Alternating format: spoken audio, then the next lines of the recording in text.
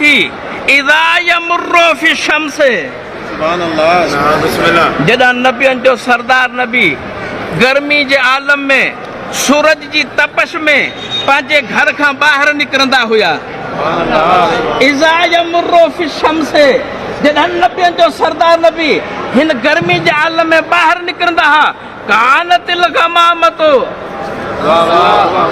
अल्लाह ताला बादल के हुक्म कंदो हो ए बादल जल्दी कर मुझो हबीब घर खां ॿाहिरि निकिरे थो मुंहिंजा अल्लाह मुंहिंजी ड्यूटी कहिड़ी आहे अल्लाह ताला झुड़कानत गमामतो तसीरो बि मसीरी